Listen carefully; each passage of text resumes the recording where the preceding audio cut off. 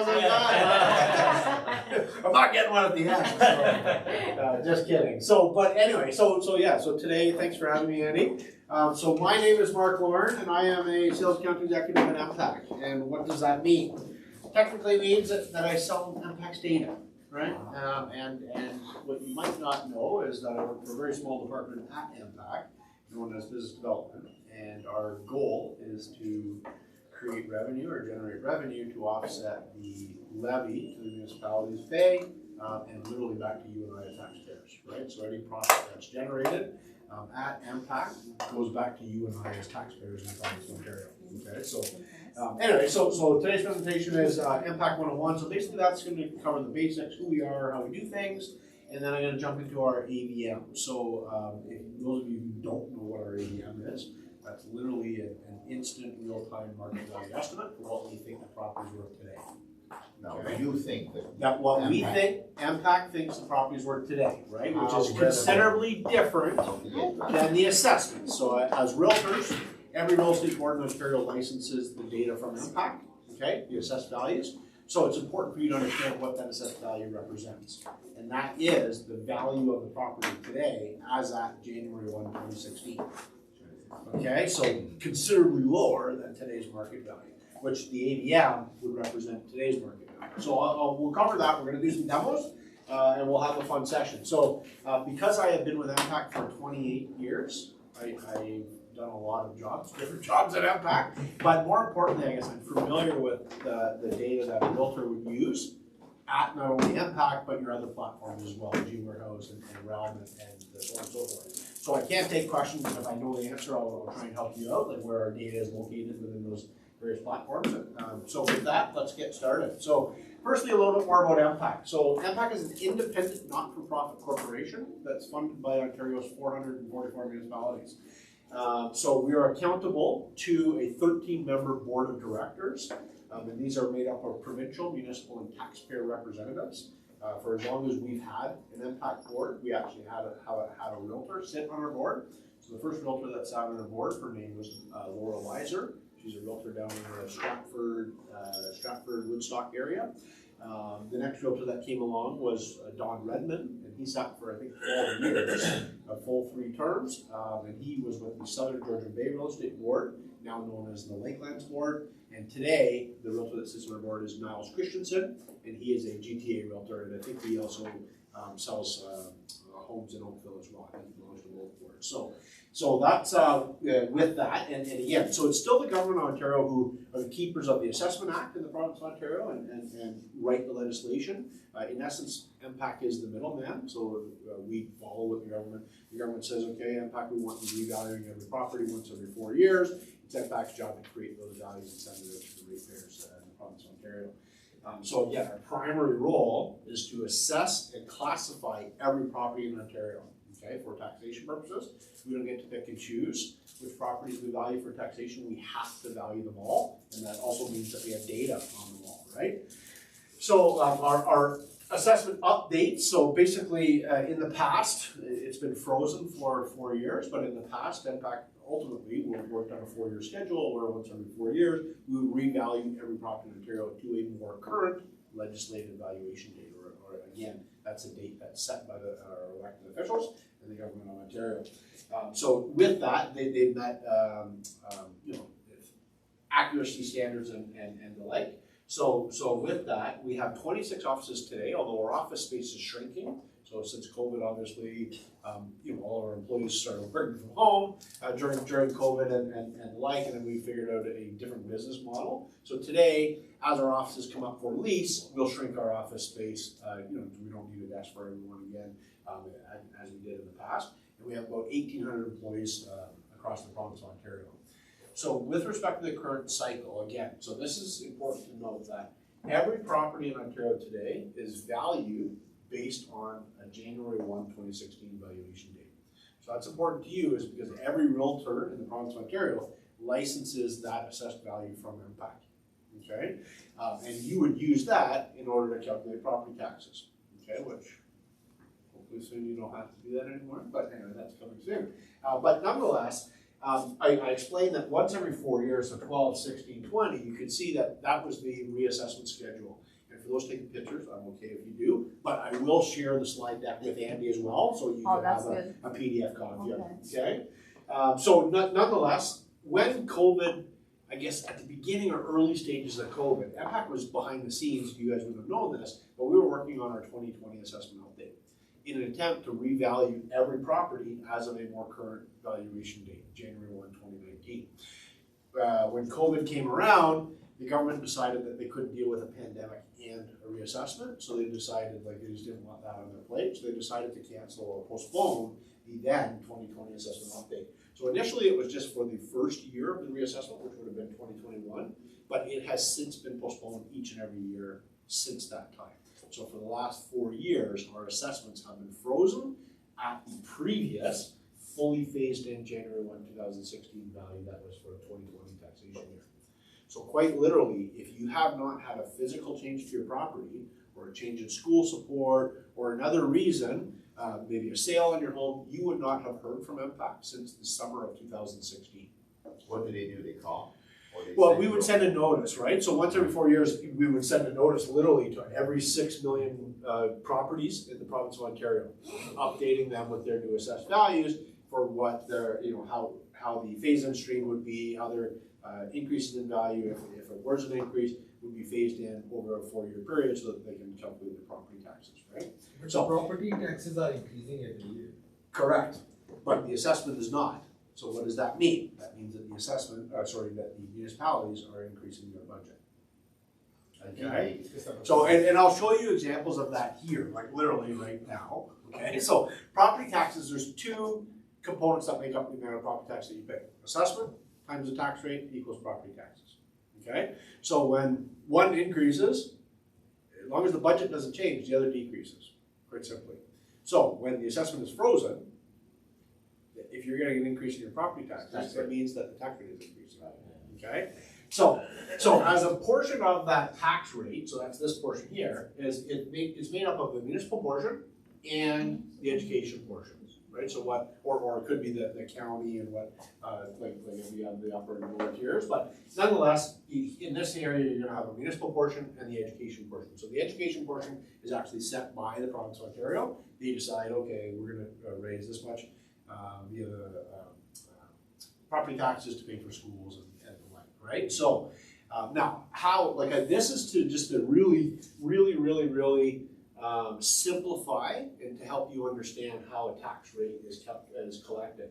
So let's pretend that this is a town of 10 homes, and each of those 10 homes are valued at $1 million. Okay, so the total assessment base in that town is $10 million.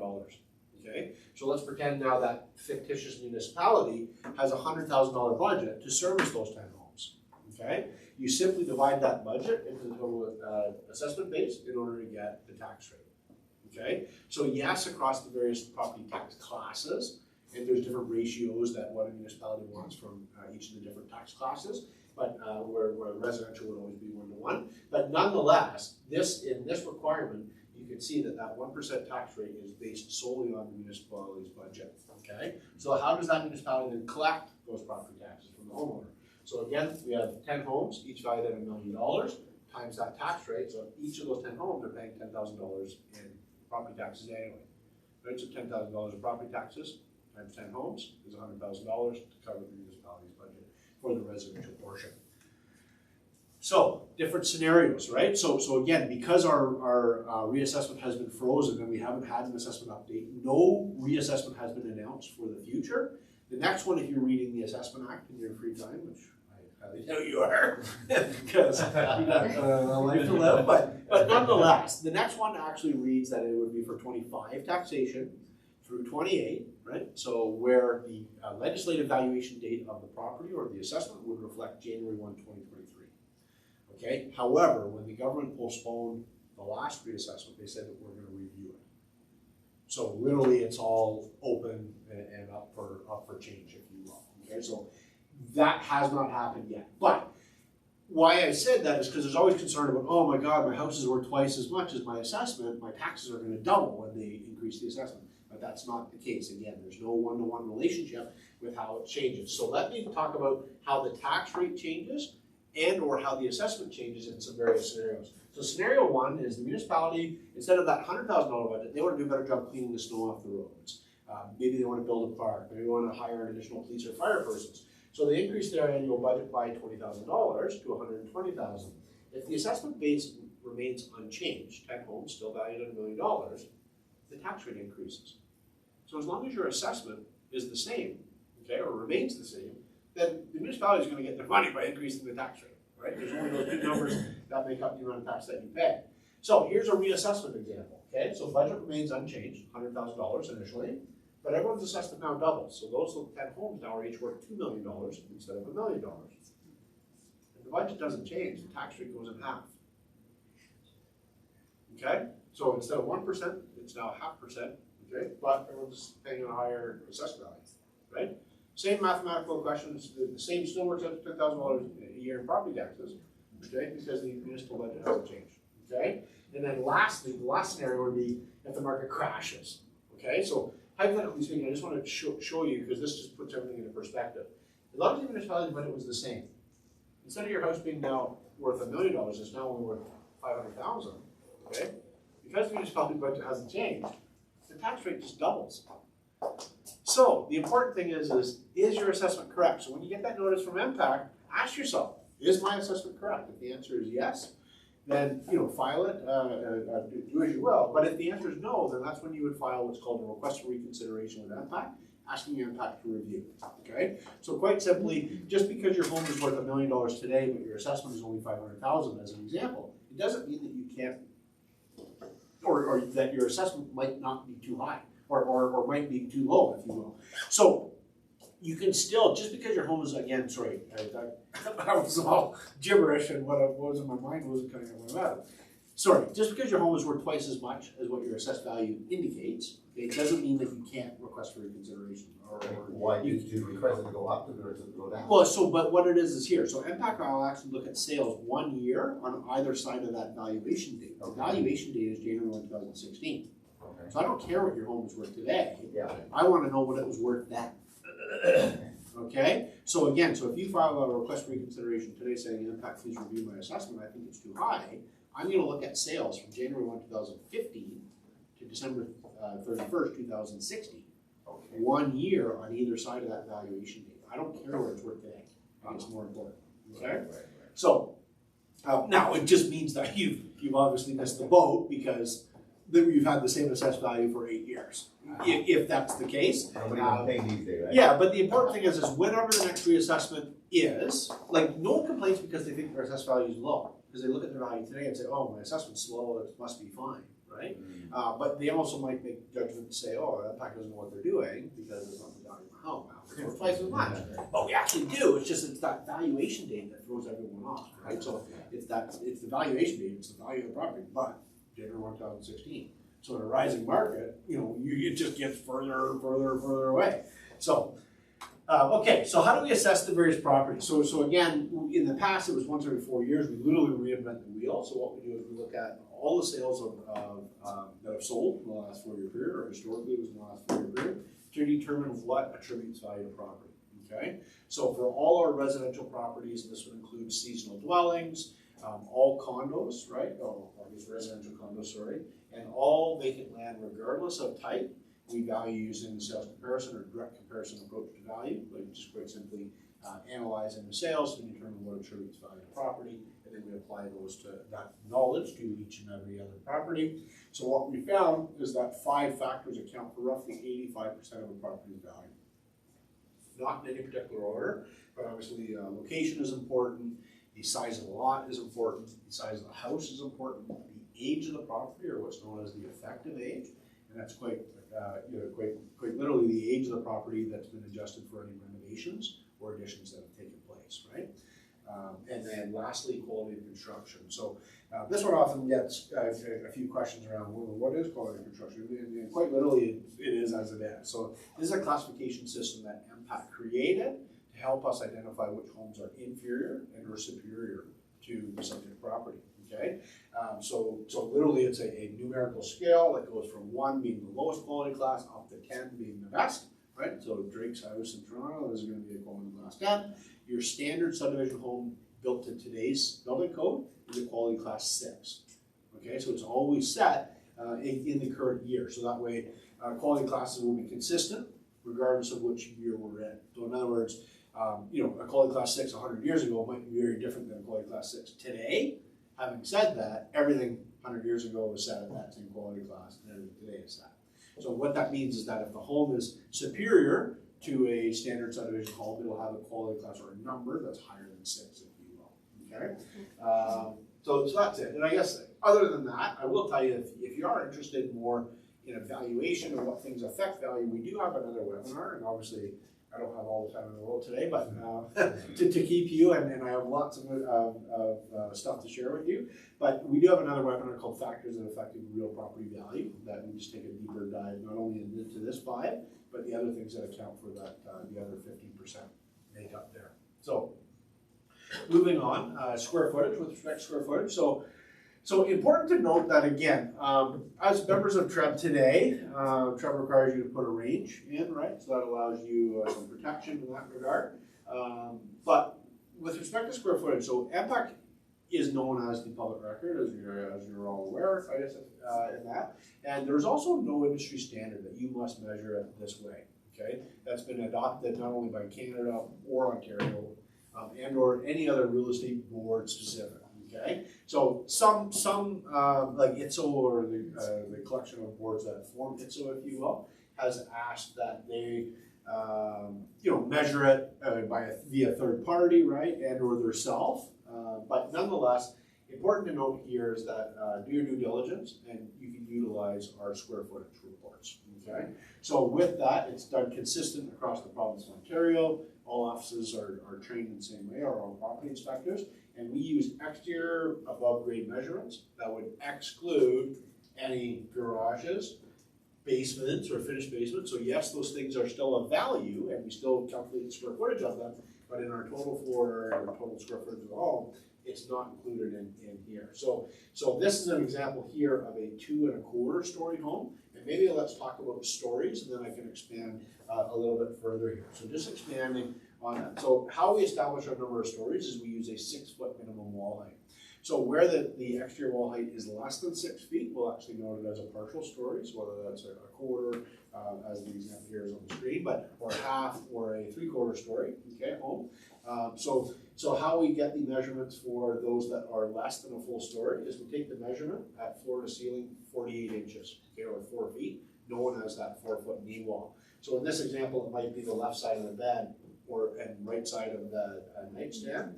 So if the first floor was 1,000 square feet and the second floor was 1,000 square feet, we're going to take the measurement from here to here, multiplied by the depth of that room, regardless whether the floor is finished, okay, to here, we're only going to take the square footage from here to here, okay? So if that was 20 by 20 feet deep, then and this was 1,000, that was 1,000, then this home would be a 2,400 square foot 2 1/4 story home, okay? Now, open to above, I guess because we use exterior measurements, that also means that any open area is included in the MPAC square foot. So a good example here is 2-story home. If the foyer is 8 by 8 and that goes straight up, that 64 square feet is also counted in our second story. Okay, so it doesn't have to have a floor to actually stand on for it to be included. Okay, so I mean, you can argue both ways whether that should be included or not. From a valuation perspective, I think it should be included, right? So when you design that home, you have to heat that space, cool that space. There's an additional cost, right? So when you're backing up your assessed values via a different approach to value, there's a superior cost to leave that space open, in that you have to beef up the walls of the other to hold that space open, right? So anyway, nonetheless, I just want you to be clear that that space is included in our areas, okay? And then lastly, finished basement, well, again, it does add value and attribute value to home, is excluded in our square footage calculations. Finished basement would always be reported as a separate line, if you will, in our res detail report. And then I guess lastly, what I want to comment on here is we use interior. I know realtors like to describe, let's say 1,000 square foot bungalow. Oh, this home could enjoy 2,000 square feet of living space. Okay, because we use interior measurements for finishing the basement. Okay, so if this was 1,000 square feet as an example, we're literally going to subtract that 8-inch block or poured concrete wall and then the 4-inch partition wall to get inside, okay? So that 2,000 square feet, if that had a linear perimeter of 150 feet, if that was 1,000 square feet, then obviously you'd have to subtract 150 feet to get inside. So the largest that interior space is going to be is 850 feet, okay? But we're also going to subtract that 7 by 10 furnace room or laundry room, okay? And the 3 by 10 area under the stairs. So that additional 100 feet would also come off, right? Because again, it's interior only is what we're adding for finished basement. So instead of 850, when we subtract that 70 square feet for the laundry room or furnace room, the 30 square feet that's under the stairs, then that basement finish would be 750 square feet. Okay, so you'll never have a bungalow described as, that you would describe as, oh, that bungalow enjoys 2,000 square feet of living space in our calculations, because ours would only total 1,750, right? 1,000 above grade, okay, via exterior measurements, and then 750 square feet below grade that's finished. Like the basement is still 1,000, right? But the finished component is only 750, okay?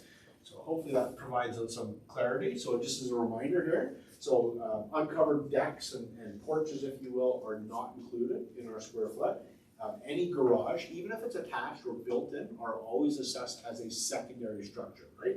The primary structure is the house, and any garage or secondary structure is assessed accordingly, okay? So even, again, attached garage for greater clarity.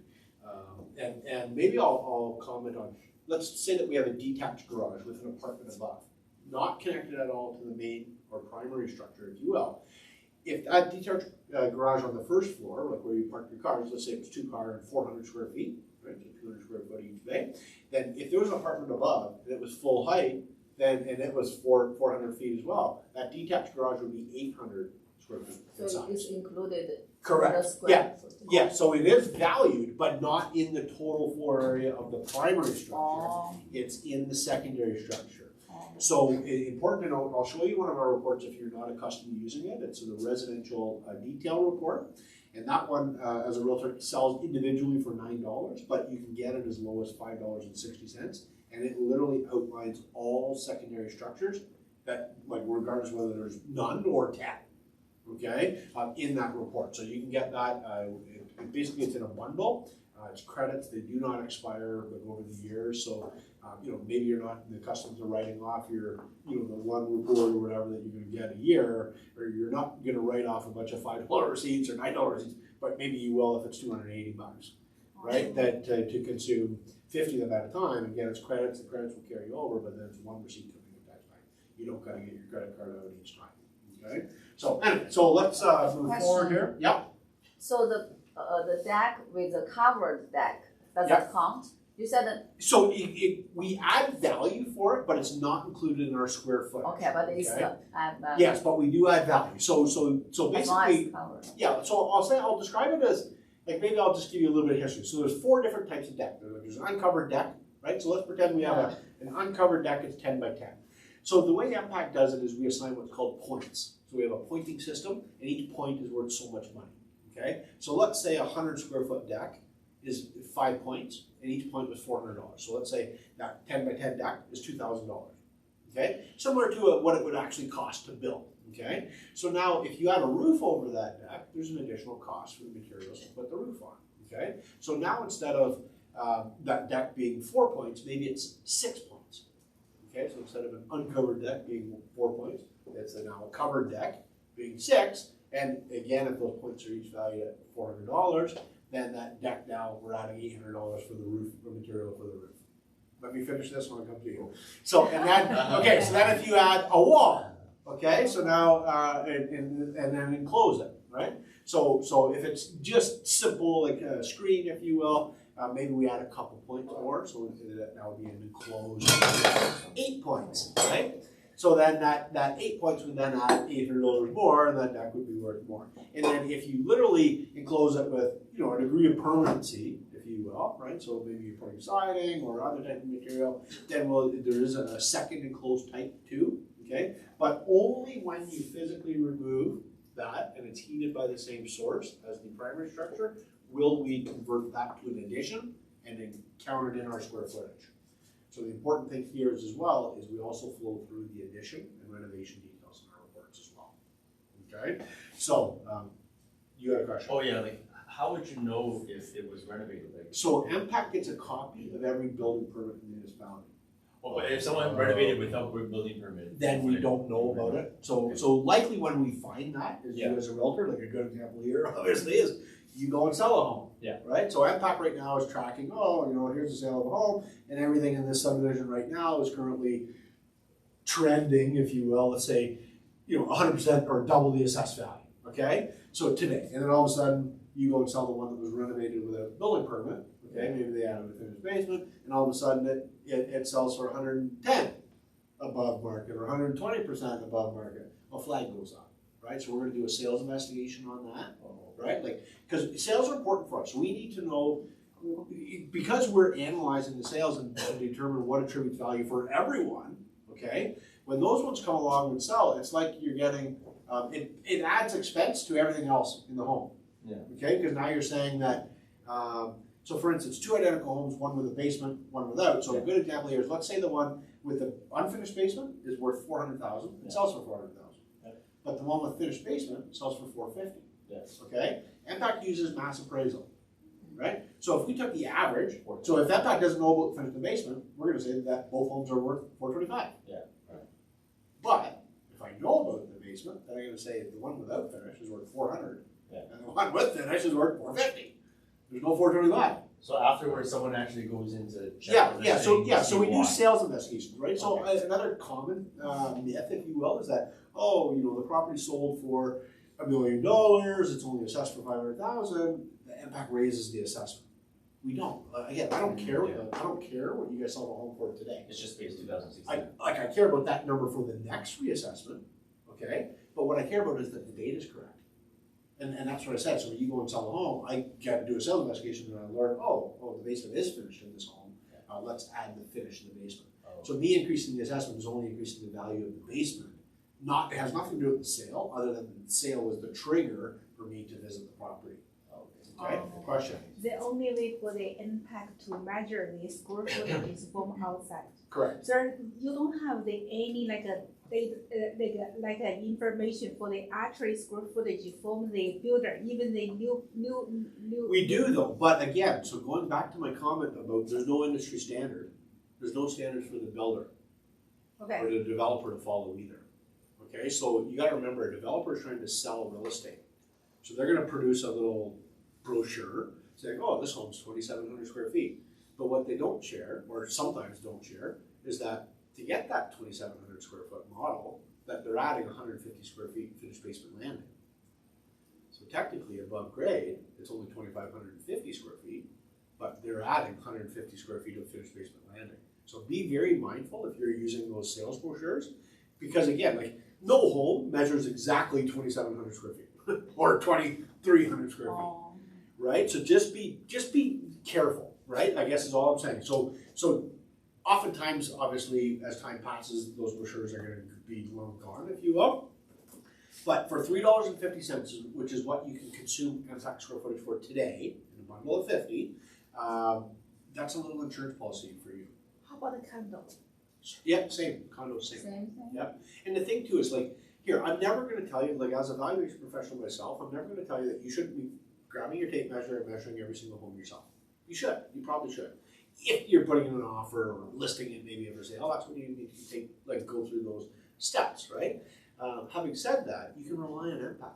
So regardless whether you measure it, you measure the home, you get 1,557 square feet. If MPAC's measurement says 1,565, then so be it. Give them the piece of paper. Okay. They forget what you said that it was, right? And they're going to just rely on a piece of paper saying MPAC says here. More importantly, if they disagree, they can ask MPAC under a request for reconsideration to review it, come back, remeasure my home, and we will. Okay, so we purchase the square footage from impact. You use the way to measure outside. It's not use the builders like a No, we don't rely on anyone else's. Save and except, I know because you had mentioned condos. So condos actually today, today, it's actual builders that provide the square footage for the condos. Yeah. Yeah. So we literally send a spreadsheet to them, they fill out the spreadsheet, you know, how many square feet, blah, blah, blah. But they're to be taking the measurement from exterior hall wall to exterior wall, and then to the center point of each interior wall is how the square footage of a condo should measure, right? Excluding balcony, excluding terrace. wall. Correct, okay? Now, that's for hall and exterior wall, but the inside, same as townhouse, like a townhouse, you're gonna take the center point of the wall. So if the wall thickness is 8 inches between the units, then each is gonna get 4. Right. You lose a four on that Correct. side, which is 8. Yeah, yeah. But if you guys go measure that, the condo, how can you do that? Well, so that's what I mean. So in the past, we used plans for condos, right? Like building plans, not sales brochures, the actual building construction plans to just determine the square footage, right? The same as with custom homes today. So a custom home, because again, you need every home to close and to square it off, etc. If it's a custom home, we'll go to the like in the past, we literally had to go to the city, get the city to pull the building plans. We'd sit in a room and then we'd draw it out, right? Okay. Or measure it using our tool, or draw it out if we were doing it by hand in order to calculate the square footage. And then we always verify it against literally the architectural drawings, square footage measurements that are right there, right? But again, they're not necessarily doing it by the MPAC standard of including open space and the like, right? But sometimes, so for custom homes though, because again, 2-story areas or open areas, okay, might only be counted once in the plan. So as a result, that's where the quality class, we can increase the quality class or adjust the quality class if necessary to account for that extra open space or vaulted ceilings or high ceilings or the like, right? So, anyway, so trusting that answer your question? Hello. Okay, and just one more. Yeah, sure. Because my client bought the freehold kind of townhome. Yep. And compared to the other kind of townhomes in the area. Yep. Similar size, similar conditions, and then it's all kind of same kind of a type of freehold home. But my client's kind of the townhouse, the property tax kind of $1,000 kind of more than the other townhomes in the area. What's the possibilities that? So here, the only thing I'd say is, like, if for that scenario, reach out to me after you have my card, Okay. right? And I'll look up the Okay. different. But what I can tell you is so in Markham as an example, every townhome in Markham is valued using the same model. Right? Oh. So yeah, it's adjusted for the different areas in Markham, or different what are called homogeneous neighborhoods, right? Or locational adjustments, if you will. But having said that, like all homes, like in other words, if there's a difference in your assessed value, there has to be a reason. Okay? So 2 identical homes on the same street, and one valued differently than the other, it's because there's a reason, whether it's air conditioning or an extra bathroom, or maybe we know about the finish of the basement in one and we don't know about the other. It could be like, yeah, we're human, we make mistakes too, maybe we screwed up the square foot. But again, even the difference in garage size, right, can make a difference in value. What about the number of transactions, like, the sales kind of? No bearing, no bearing at all. Okay. No bearing at all. Okay. No. I guess one other thing that I guess could play is if someone, so if you complain about your assessment at the assessment review board, right, and it gets lowered, then if it's in the same, I guess, reassessment cycle, if you will, or 4-year period, MPAC will carry forward adjustments from the assessment review board, right? So we're obligated to do that if it's, I guess, factual in nature and not an opinion of value, right, from the board. So with that, sometimes that can create an inequity unbeknownst, right? But nonetheless, there has to be a reason for the difference, okay? Otherwise, 2 identical homes on the same street that are mirrored should literally have the exact same square footage because they're valued using the exact same rates, if you will. Okay. Okay? Thank you. You're welcome. Okay, so moving forward. Okay, so here I'm going to get into, so that was kind of the assessment related background, so hopefully you felt that part of this was of value. Here I'm going to get into our AVM. So actually, before I guess I already spoiled it what it is, but nonetheless, our AVM, or the automated valuation model that I explained to you, is, again, we now have confirmed that the assessed values in the province of Ontario are the value of the property January 1, 2016, okay? But what the AVM is a real-time market value estimate for what we believe the property is worth today, okay? Or as of last Wednesday, okay? So what you might not know is we have, for residential properties that have less than 4 units, we have 100% coverage in Ontario. So literally every Wednesday, MPAC revalues every residential property in Ontario, okay, with less than 4 units. That's true. What you probably don't know is MPAC, well, it's an Ontario company, actually revalues 85% of residential properties right across Canada. Okay? Not weekly, like we do in Ontario, but monthly. Okay? Which is, so 20 years ago, basically, the mortgage insurance industry came to MPAC and said, hey, we want to be able to arrive at a real-time value, okay, in under a minute. That was the request 20 years ago. Can you chime into your relationships that you have with the other assessment jurisdictions across the other provinces in Ontario and see if you can get their sales and data to form this value. And nonetheless, our AVM was born. So we literally have AVM values going back 20 plus years. Okay, so as far back as February of 2001. Okay, and that's available on all residential properties. So having said that, it's been widely used again for the mortgage insurance industry. Most of your, if not all, financial institutions today will use an AVM. Okay, not necessarily always in the lending process. Okay, in the past they used it more for risk mitigation, portfolio monitoring, second opinion of value, whether they're trying to confirm, an appraisal that came in. But literally today, they're using it in the lending process. Okay, at an 80% loan to value ratio. Right? I know that when I went, the last 2 times I had conversations with my financial institution, which is Meridian Credit Union, if that is anyone else is in here, but both those times, if you're increasing your line of credit, don't be surprised today that they'll do it on an AVM value, which will come at a $30 to $50 cost. Whereas in the past, if I wanted to increase my line of credit, I had to get an appraiser come to my door. An appraiser would do a scheduled appointment. They'd come in, take pictures of the whole house, give their opinion of value, and then that would cost me $350, $450 for them to do it. Okay, so depending on what your purpose is for it, they may very well use an AVM today in that process. So it's nice to know that they've advanced and they're now using it in that lending process. Okay, so what is it? Again, so real-time market value estimate, updated weekly in Ontario, monthly out of province. Okay, 2 statistical measurements are provided, with one being a confidence rating, which is I guess just to simplify it again, it's what we think it.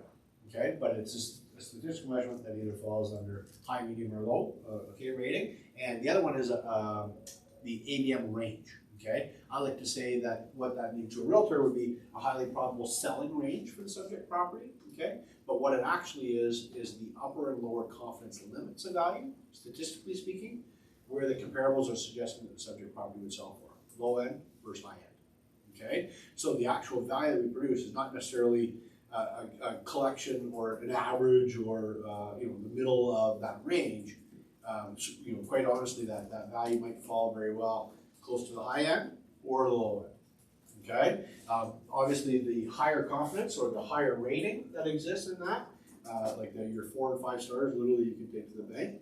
If it produces a 3-star scale, then that you just might want to throw an extra set of eyes on it. So what's the advantage of MPAC? So A, we have literally one of the largest databases in the world. Okay, so going back to, we have information on 6 million properties in Ontario, or nearly 6 million properties.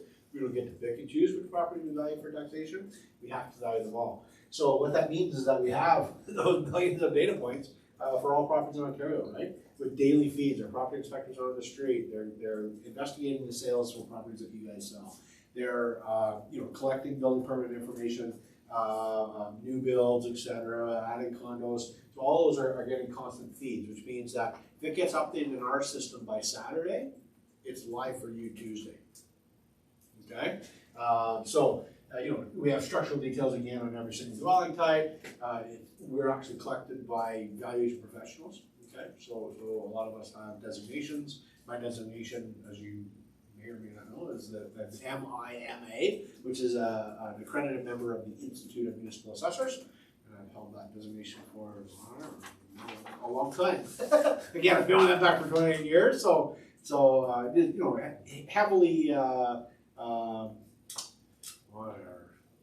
the big on training and the knowledge base and keeping up to date, and there's CPD requirements where you must get 20 hours over the course of every 2 years. So as long as I've held that designation, I have lots of opportunity in what I do today, right, with respect to real estate and being, you know, in touch with the market and dealing with the market, just through stuff I get to do for realtors across the province or boards across the province, right? But in the past, I was forced to do valuation type, right? Like, oh, what's the office buildings doing across the province? So I got to learn, you know, valuation stuff about various property types across the province, not only residential or condo, right? So, and I literally once was the property assessor for this area, right? Richmond Hill, Markham. So that was way back when, but that was my first office. So when I started my career back in 1996, I literally was measuring homes in Markham, right? For to put those values on,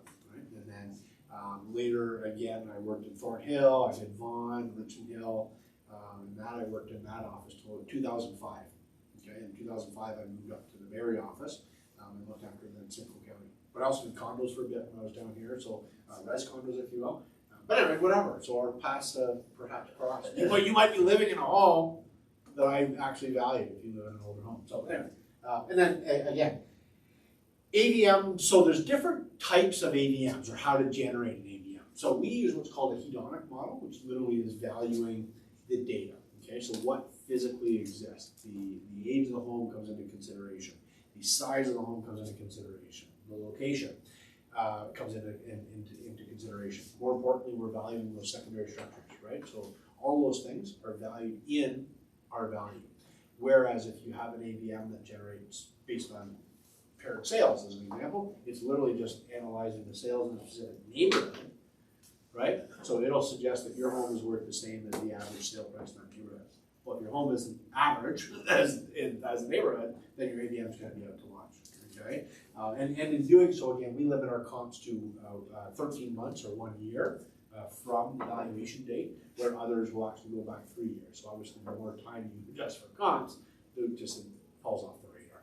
So anyway, with that, I trust that you will see that ours, and maybe I'll explain to you, our AVM is actually a Cadillac in the marketplace, right? So consistently, right, you know, number one, if you will, across the various financial institutions. And the important thing there is if you're not in first place and they're only pulling one value, then you're not getting both, right? So it's important to maintain that and to keep your AVM current. So again, so why would you use it, right? So it's the easiest way to get an unbiased second opinion of value.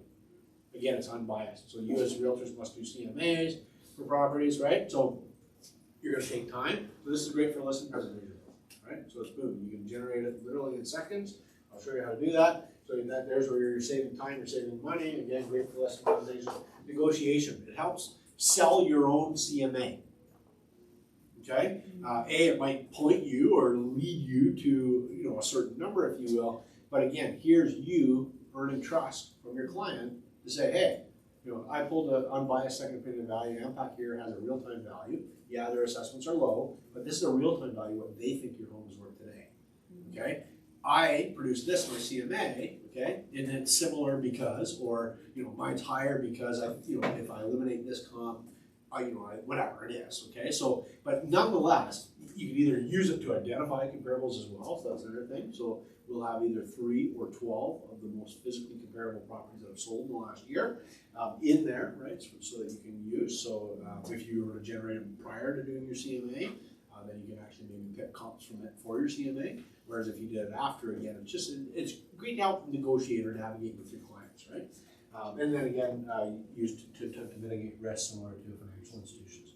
So as realtors, where can you get our AVM? So in the past, GeoWarehouse was a reseller of MPAC data, and you could have got an AVM from there. And what you didn't know back then is that it was actually MPAC's AVM, okay? As well as some of their reports that they coined the GeoWarehouse Level 2 report. That was actually MPAC's data, but they coined it as theirs because that was just the doing. So MPAC to TREV members have always sold or had a direct relationship in that regard.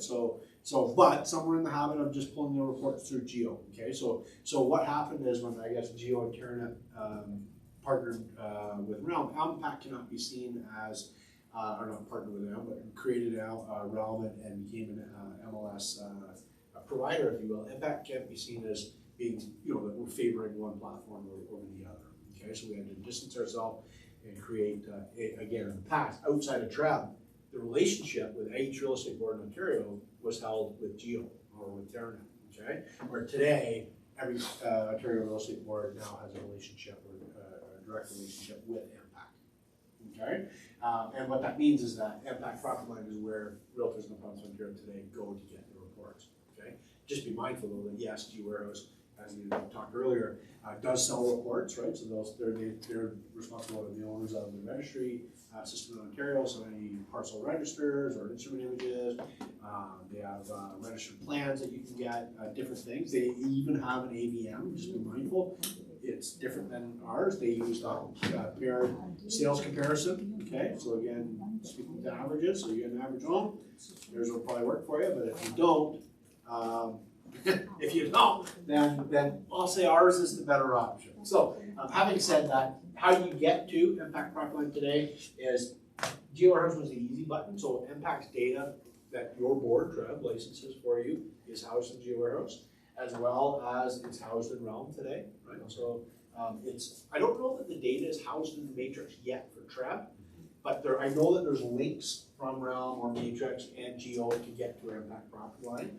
As well as for Trev members through Spotlight and MLS, you can come in. The important thing to know here is if you enter in, I don't know if I included it here or not. If you enter in, if you search for a property in another application and then click the MPAC logo, it'll automatically log you in. No new passwords, no new IDs.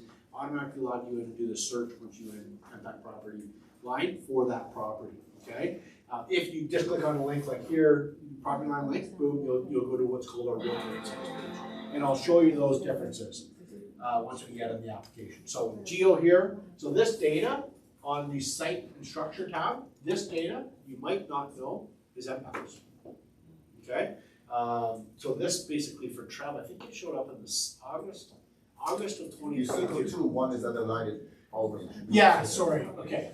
There you go. We're not good at drawing circles. All right. We're good at valuing properties, but not good at drawing circles. Anyway, so nonetheless, this data is MPAC's. Okay, so this data here within Geo is what Trev licenses on your behalf as a realtor for you. Okay. But this is data, January 1st, 2016, not. This, but again, this is the assessment. Yeah, it's not the AVM you're mentioning, right? Correct. Yes, I'm talking about how to get there. So you Okay. need to click on this icon. Okay. So you search for a property in Geo Warehouse, scroll down, So you and go to click Geo this. House first, Correct. then you scroll down and click that Correct. impact. Click this, and then you're gonna get How- or you guys can't have your own link, just like it has to go through Geo Warehouse? That's- or Matrix or Realm. So it's a. So you have to we log didn't in. want to Only create for a Trev. separate login and have everyone have to now come to us. So we want to do it from your platforms that you're I already understand. using. So we are already getting and logging with our passport. Yeah. Yeah, because you're already using Geo to confirm owner's name, so Anyway, we go can there. fix. Or you can go through Matrix or Realm if that's what you're using. If you're using Realm, again, there's a deep link that you can go in through Realm. I don't have, unfortunately, I don't have a slide for Realm, but you can use that deep link to get into MPAC. Okay? So again, Property Line Store, this will get you to our homepage. But I guess importantly, if you search for a property in the other application, we'll do the search for you. Okay? And then the reports are dynamic in that we're not going to cloud your screen. So if you're searching for a commercial property, we're not going to cloud your screen with all the residential reports. Just give you what actually produces. So as a track member, it's always default to 1400. Well, yeah, so that's, I noticed that. yeah. And then, so if you come in from a search, you go to Realtor Insights page, okay? So this where there's some highlights for you guys, or insights if you will, as realtors. So the idea behind the insights was we often got asked by realtors that, hey, we got a list of people that we want to keep current and just keep in contact with, right? So your list of clients, if you will. So we tried to make you or give you some socially shareable links, right? That just conversation that you can have or that you can forward as a realtor to your client base. And then we have an events wall as well, and we all of our webinars that we have. So we still are doing crazy that in the last 4 years we've delivered over 800 webinars to 48,000 realtors. Okay, crazy. Anyway, we're like, oh, we'll stop doing webinars when they become like they're not popular. They're still wildly popular, right? But anyway, so this is where you can register if you found what I said interesting or want to hear my colleagues talk on the other topics. You can go to the events wall and register for a webinar. So again, here you have the opportunity to customize your profile. You can add your photo, contact information, and anytime you generate a report, you'll get prompted whether you want to include that information or not, okay? And take ownership of it. And then I'll run you through some sample reports here, and then I am going to demo again the AVM to show you. So the first one I want to talk about is always the one that we forget about. So this is, if you remember at the beginning, I told you we've been producing AVMs for over 20 years.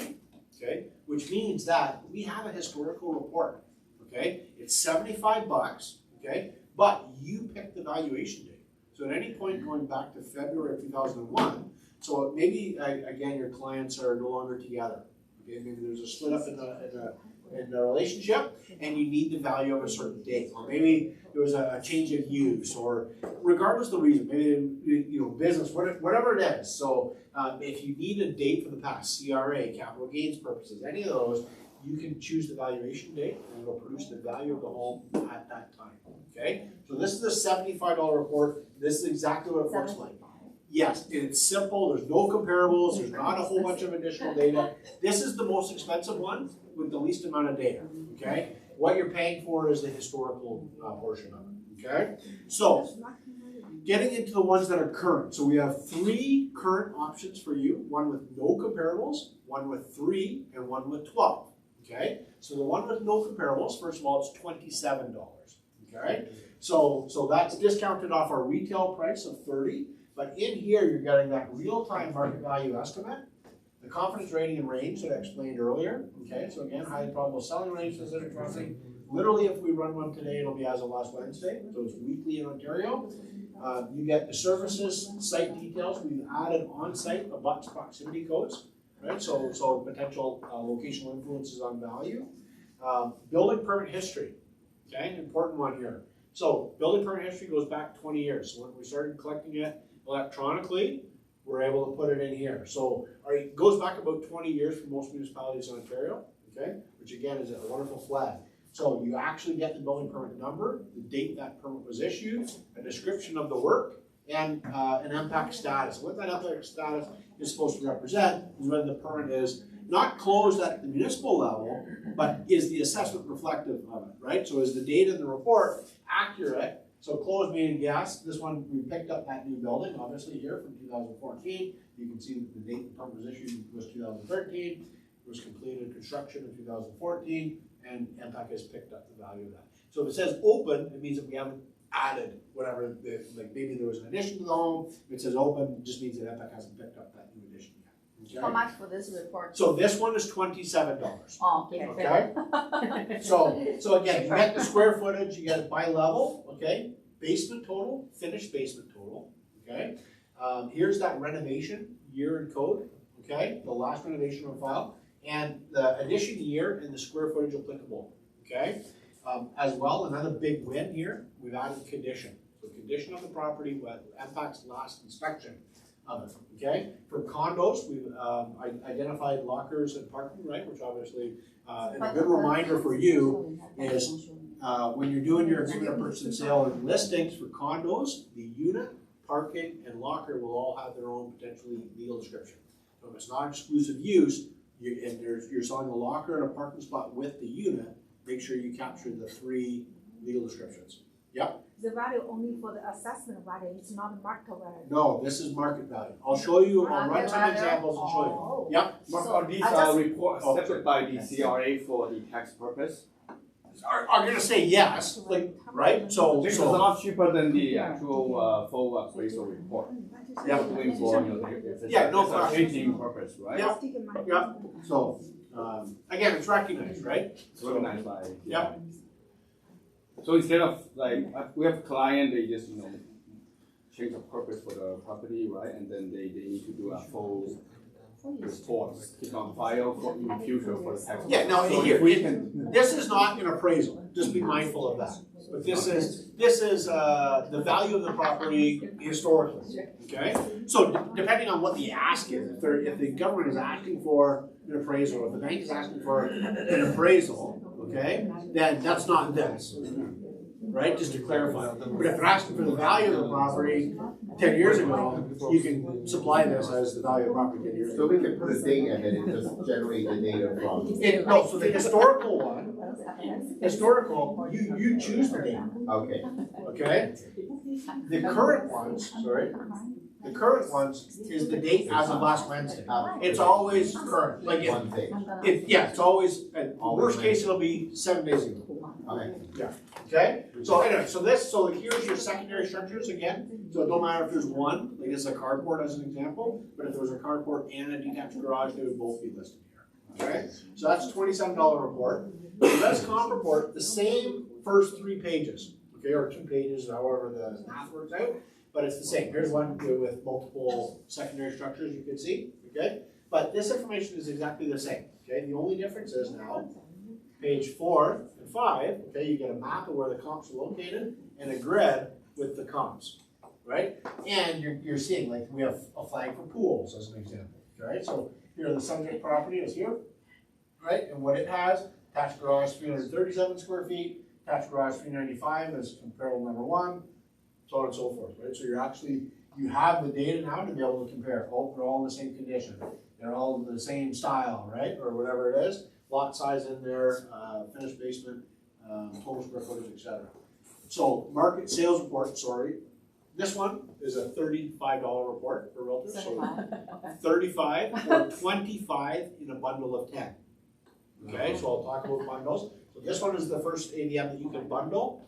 The next one, this is $45. So again, what you're getting here is the first same 3 pages and literally 4 pages of comparables. 12 comps. What is this? So this all package. You're gonna get 12.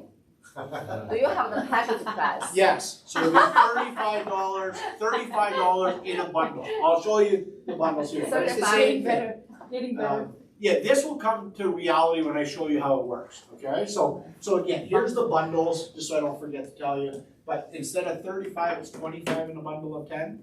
Instead of 45, it's 35 in a bundle of 10, okay? And then our other report, so the res detail, so that's the $9 one. That's that I talked about earlier, that there's no real value in there, but the $9 individually in a bundle of 25, so $160. So that means you can buy this package and use for 20 houses. Yeah, you get credits, correct. You can credit. Correct. So, no matter how long you that's Exactly, they don't expire. So again, this is the $9 one is $5.60.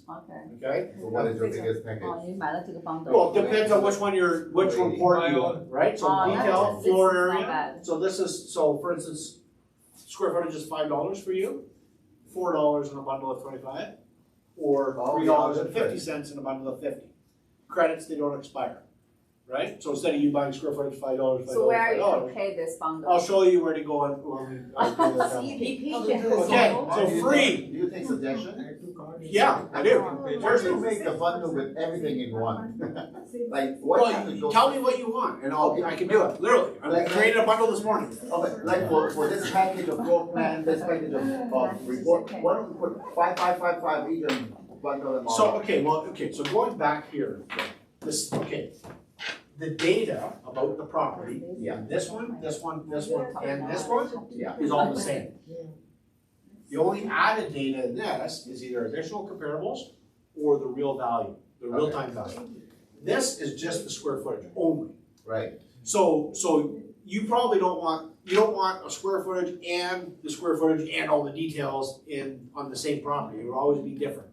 Okay. Like maybe you only buy the square footage if it's a condo because you have the year built, the number of bedrooms already, Right. right? So maybe you only need the square footage. But if it's a residential home, then you want all the extra details. You want the building permits listed, the renovations, the additions, the secondary structures. So that's the value in the res detail report, right?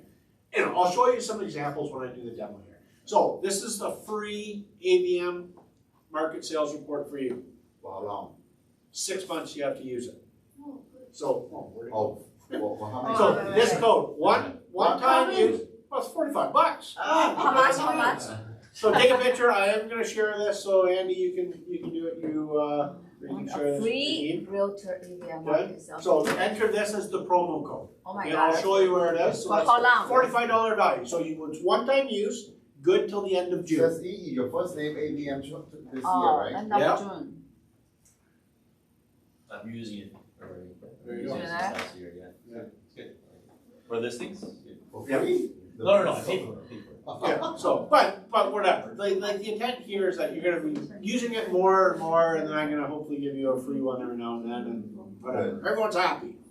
Okay, so, let's do some demos now. So this is the fun part, and I actually get to show you how it works here for properties that you know, live, sold, listed, blah, blah, blah.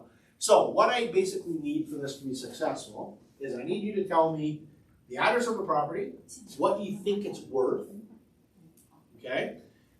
And is the basement finished, and is it recently renovated, okay? So, and what I'm gonna do with that knowledge is show you how to get the most out of this report. So I don't want you buying the report and looking at the value saying, oh, MPAC did a great job, look, it's exactly what it's supposed to be.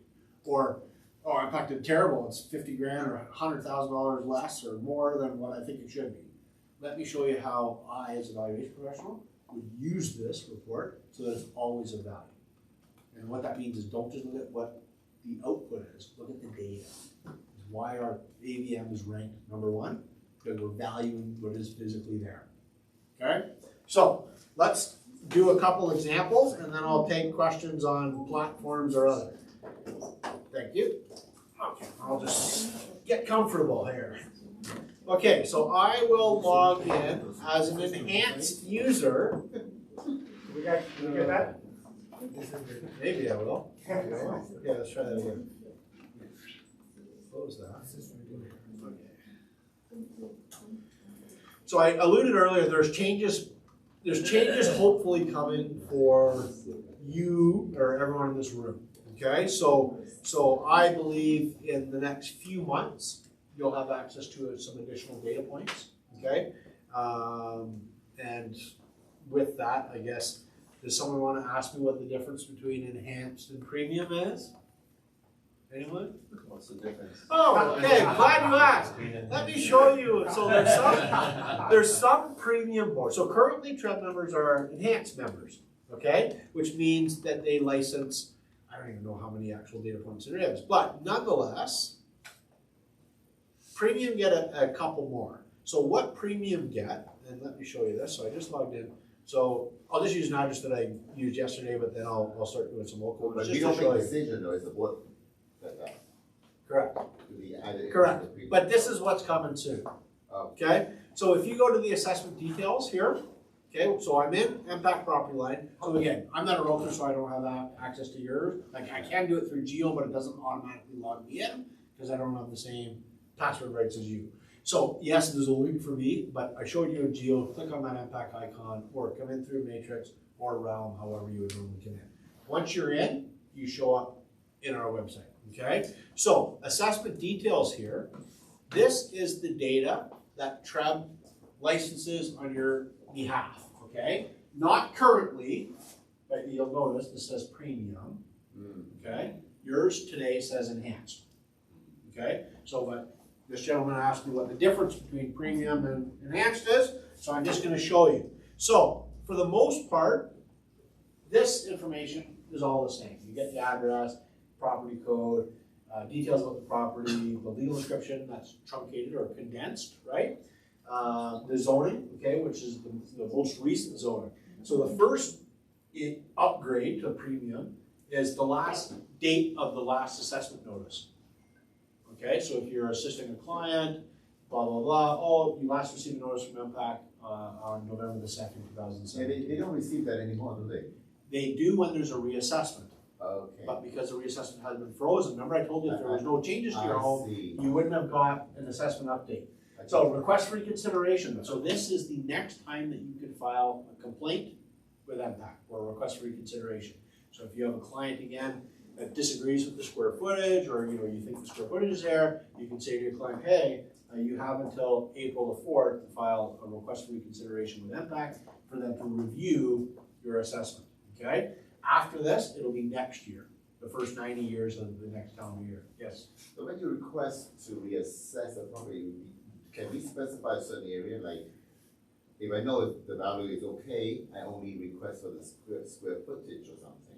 Is that possible, or you're gonna do everything? No. So you say, oh, my square footage is incorrect? Alright, Then yeah, we'll just correct your square footage. Like we'll remeasure it and then Okay. correct it, right? so you won't do anything else like negatively impact the. Well, we're gonna verify the data, Okay. right? So we're gonna verify the data, right? So.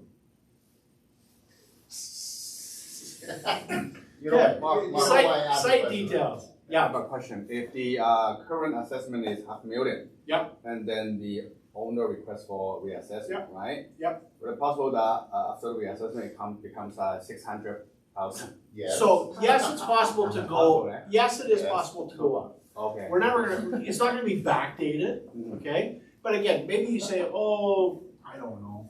Here, people like to complain, right? So, but maybe you say, oh, my square footage of my home is incorrect. So yeah, maybe it is. But when I'm there, I change your square footage by 20 feet, okay? But then I learn that your basement is finished, There you go. right? So, Yeah, so it offsets and maybe it increases a little bit. Or maybe I learn you have air conditioning and an extra bathroom and whatever. Or I missed the ravine that you're back onto, which adds value, right? So it's just it's one of those things. So yes, But it's that's right. possible. It's not, that's not our goal, right? But It's better to stay quiet, I mean, maybe. I'm not. I'm not gonna say to kind of, you know, neighborhood kind of, I mean. Depends on what kind of person you are. Okay, so on-site, abuts and proximity, again, this would be free if you had the premium package, okay? And then as well, if for business type properties, the business owner name and mailing address for business type properties. And the big one, so here's your assessments, residential tax estimates. Tax estimate. Yeah, so Property what this property, so for instance, this property paid $14,785 Up to what year, Taxes. last year? last year, right? So it'll be different in all, but we have current for every municipality in Ontario. Like we have the 2023 tax rate for at least every municipality in Ontario.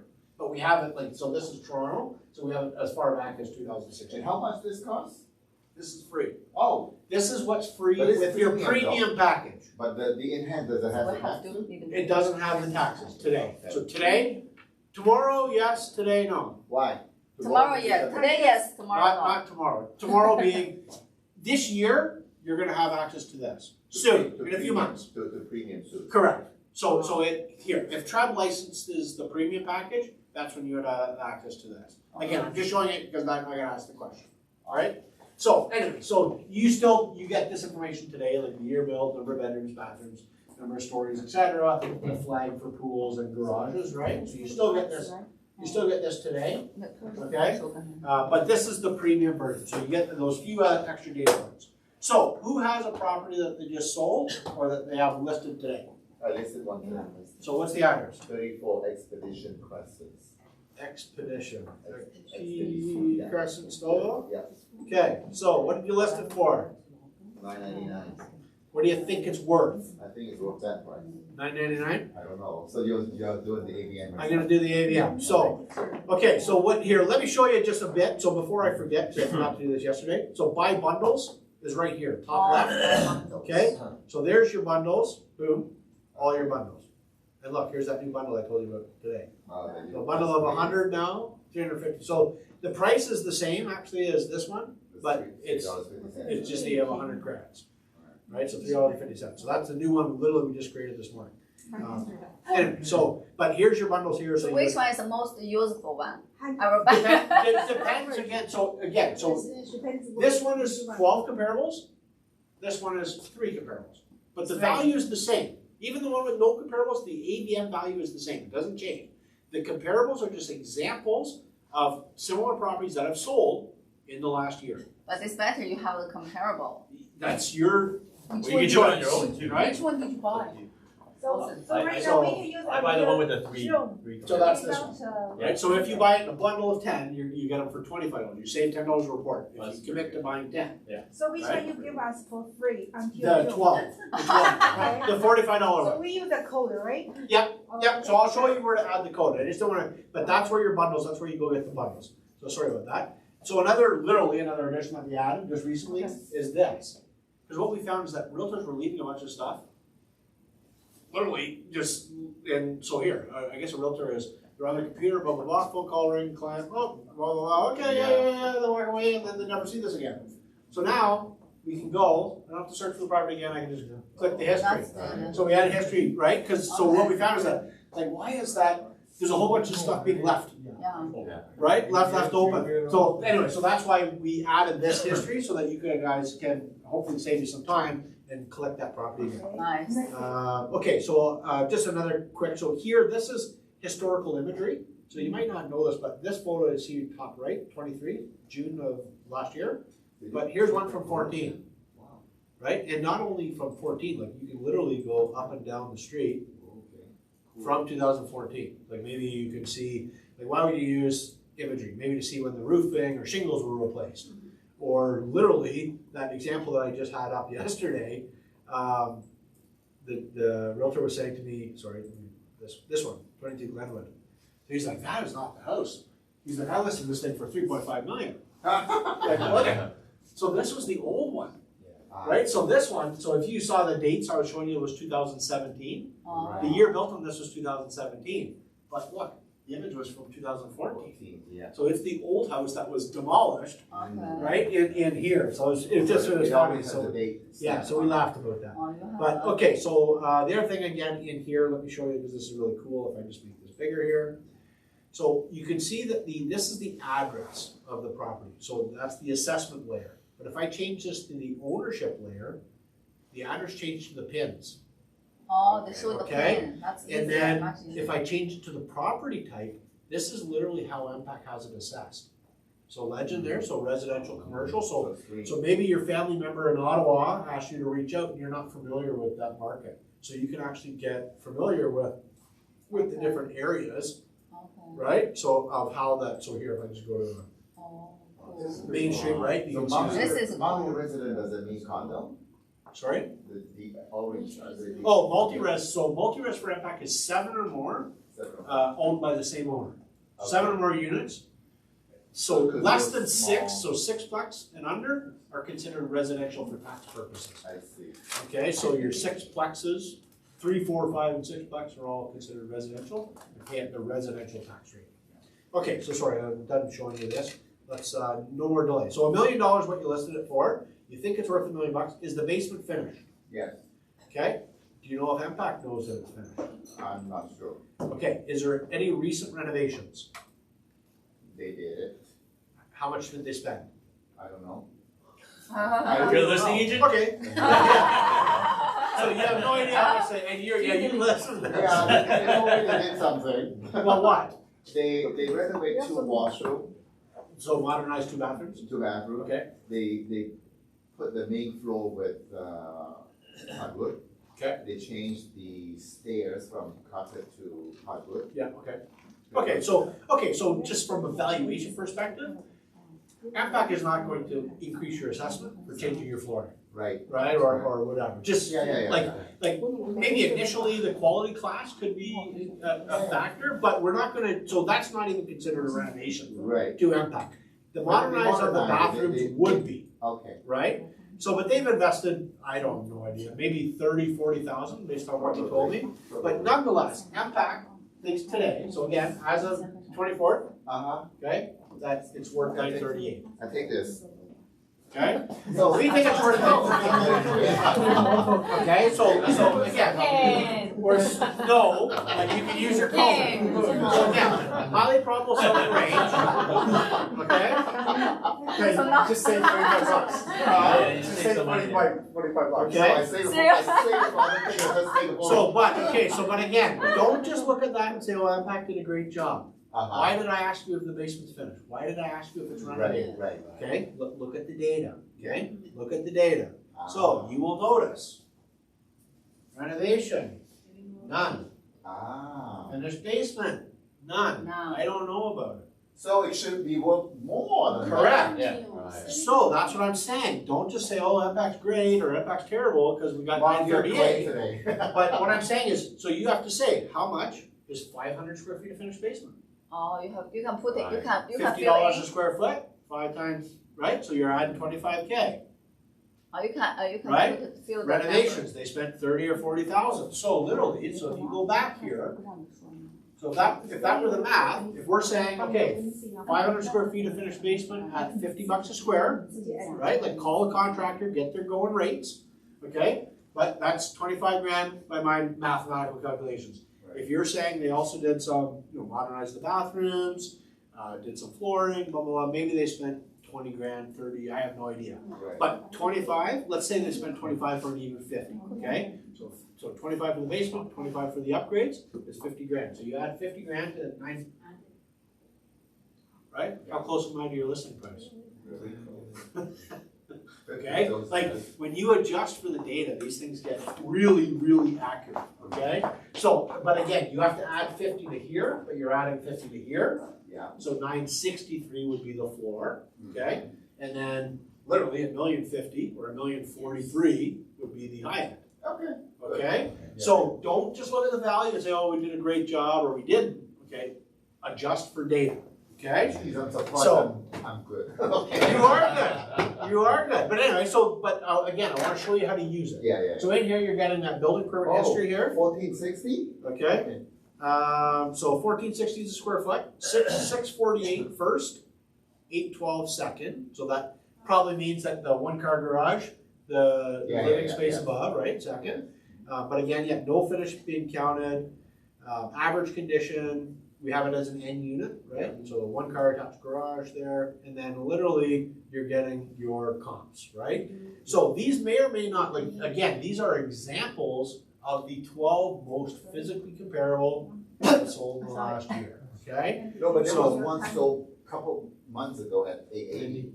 Yeah, no, I get that, but again, so remember, this is the registered sales date. Okay? Yeah. This is the registered sales date. I'm not privy to the ones to either A that are in your system that haven't closed yet, Okay. okay? So again, Oh, so they have you it. will They want to only adjust close for and time. it's- yeah, okay. Correct, so this is registered, so again, so this is from last July, September, that's one whole year ago, okay? Yeah. So, but let's have a look at some of the other ones. That's why it's important. Okay, so there's one November, another July, August, right? So again, it could be a year old, right? Yeah. To the comparable.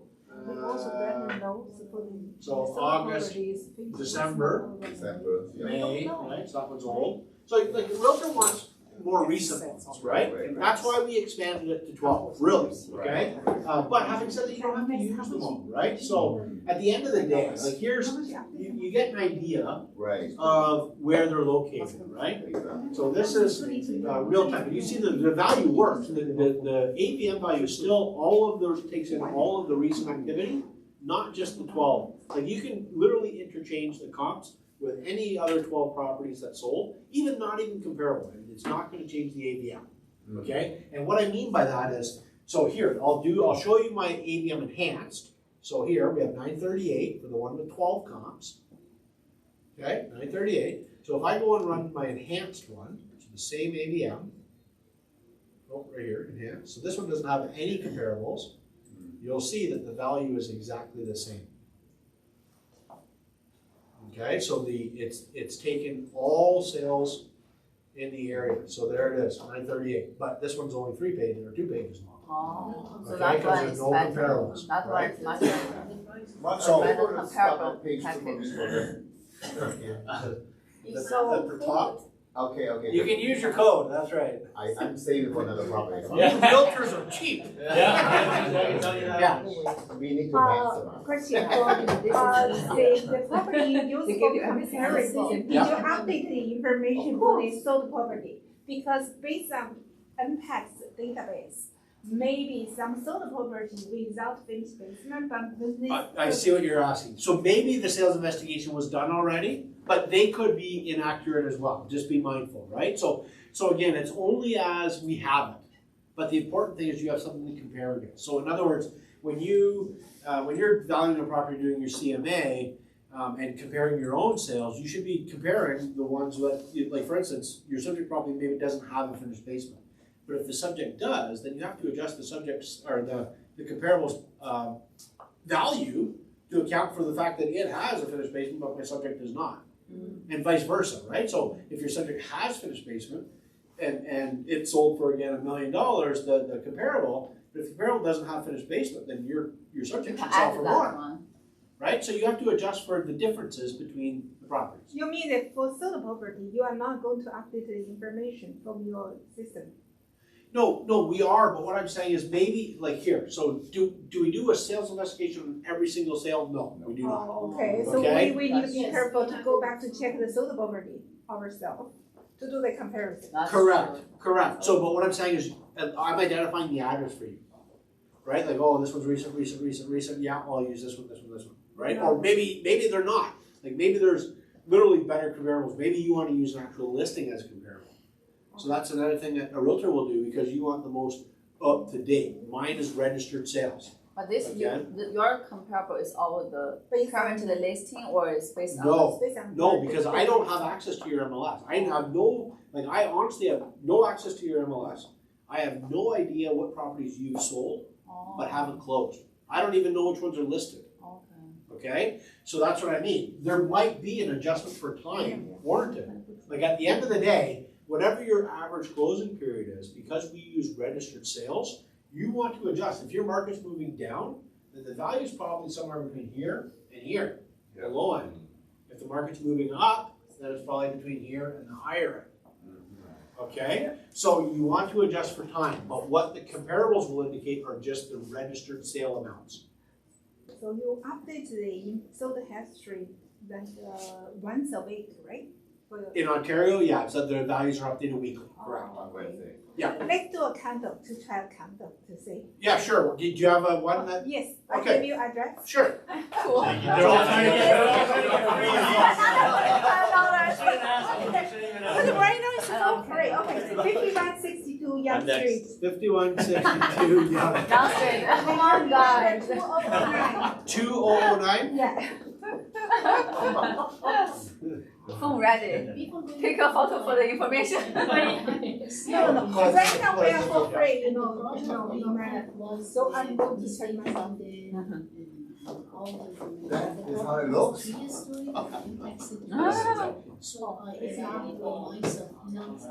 I use Okay, the so we might be NS viewing it for as long time. a 2 with basement and finished Your basement. area. That might be the other thing. Two-story. Yeah, so that's- Three-story without basement, and appraiser called me and said you only see agent for this property. Is it three-story or three-story? Why? Yeah, so those ones are questionable, right? They are, they're sometimes difficult. And they can be, you can have an opinion either way, right? Like, Yes, I follow my opinion, I didn't trust you. Because I get it. Yeah, so just be mindful, so we'll be viewing that one, like, if you view it as 1, 2, 3, Yeah. MPAC will view it as basement with finish 1 and 2, right? So, in the same, the value should work out the same, but anyway, nonetheless, it is what it is. Okay, so, can you explain, what do you think the value is on this one? Okay, maybe 850. 850? Yeah. Okay, and is it sold or is it listed? Listed. Listed, okay, and what's it listed for? I'm listed for 889. 889, okay. And so any renovations done to this one? No, Okay, and probably no finish in the basement, right? yeah, that's a This is condo. It's condo, yeah, I know, but not, It's easy. Yeah. okay. Okay, so let's have a look and see what we come up with here. So 880-ish is what we're looking for. Okay, we're saying high. How much? For 950. Oh, not 50. Not 50. 950. So unit 2,000. Not for this market. 2009? No, but again, this is registered sales. Oh. So if the condo market has fallen and your average closing period is 60 to 90 You days, told me you update once a week, right? So last week saw the property bigger and it's Yep. bigger. They sold for 840. That's why 850. no, I know, but again, it's not closed yet. So the key here, so remember, if you buy a home and it closes today, Oh, when the- did the the sale ones that happen? is not Oh, closed okay. yet. 60 to 90 days ago. That's So you nice. have to adjust for time. That's what I'm, Okay. so that's the good example. So here, the value is between here, if the market's fallen, the value is between here and here. So this, 还有一个 average table right? option. so 这个太危险。so again, if you're saying that the condo market has fallen, okay, in the last 3 months, okay, then that's why you're gonna use the value between here and here. Do you understand? So MPAC uses registered sales. So if a home gets closed today, I bought that home 3 months ago. Right? Not today, I didn't buy it today, closed today. So these values are registered, right? So in the past. Okay, how do you do the comparison? For example, for this property, it's a 2-bedroom, 1 washroom. Yep. Only last sold history is for 1 year ago. Maybe they sold for 9-10. But most recently, in the past 6 months or 3 months, I saw the 2 washroom, 2 bedroom. They sold only for 880. Okay. So when you do the comparison, you only use the 1 bathroom. They do have the comparison here. No, so here's here's an identical one. Oh. Well, I missed the sale now. Let's just have a look. So let's look at the comps. Okay, so this one, well, but the last May, so you can't make judgment, right? So that one's no good How much because it's did not they sell current. for? That's March. How much is so? Well, that one was 911, 925, but this one is a little bigger. So that one was the exact same, Yes. probably. Yeah. So let's just see if there's any more current. Like that's the most current one is July. Yeah. Let's see here. Okay, so that's April for 8. There's one. How big? So that's much smaller though, right? 700 Yeah. square feet. So that one. Yeah, I don't, so here, there's no, so that's the thing, these are based on sales, okay? The most recent sale is right there, September, last September. So that could be why the value, it hasn't picked up the trend of them coming down, is what it is. It's too early. Yeah, that's the problem. My most recent one is last September, okay? But nonetheless, which just means that if the market has fallen in condos since last September, that these aren't on here because the comps are not there. So while they're all from the same building, right? They're all different square footages, right? So you can see there's only the one identical. So these ones are much smaller, right? Like in a condo, 100 square feet is a lot, right? So, Why you compare so different square feet? again, these are just examples. These are not what's, so literally you can interchange any 12 comparables. You've got 12 comparables from Barry It's in a good here, idea. and the value is not gonna change, okay? It's still valuing all of them. When you do It the- just might be that there's no recent one. So while you know that 2 have sold for 890 or whatever, they're not registered or closed yet, so I don't know about them. Okay, I didn't see the garage and the locker included in the comparable. That's most, that's. Oh, so yeah, this is, okay, garage type here is not, for parking, it's parking for condos. Yeah. That's garage. important. So, Yeah, this is what it- no question it is. So that you literally have to look at the legal description. Okay, so hang on, so legal description, oh, it's not even in this report. So, but if you look at the legal description in Geo, you'll know what locker is included or not, right? So, and if I go to my assessment details, I'll show you here, the free report, so I go back, assessment details. If you look at the legal description here, So for me, I know the unit has like a 1 parking and a 1 locker. yeah, But when so you- here, the unit is level 19, unit 8. And then they have a parking, level C, unit 102, so parking. And then level D, unit 188 is the locker. I understand. Okay, so I know this unit. So for other comparable 12 units, you don't use the parking and the locker to do the comparable? No, we do, for sure we do. Yeah, Okay, just because I didn't say that show up on the report, so that's why I'm curious. yes, correct. Well, and maybe that's an enhancement. That's the first time that's ever been asked. So that's, maybe that's something I very looked important at. because it's one. No, I understand, I understand. I used to be the condo king. Like literally. So, no, I was condo king for York Region, so for assessment, right? So I used to value all the condos in this area for a number of years. Anyway, you had what one, so let's see what you got. Next. Yeah, I'll give you one, which one, let's do, 35? Yep. You wanna do condo or house? You wanna do condo or That's house? okay, so we found out Condo or our house? myself, You wanna do okay. condo or house? Let's do condo. Okay. Condo King, 8110 Birchmount, 8111. and that's unit, 216. 216. Yeah. That's the Nexus downtown market. Yeah, 216. E? I guess, I don't know what the, I don't know what the E is. I don't either. Anyway, let's assume that that's the right one. But anyway, okay, so so listed, sold. It's listed low. Okay, so what is it listed at? It's listed at 699. For marketing purposes? Yep. You hope to get? We are hoping to get, well, I told them around like 920.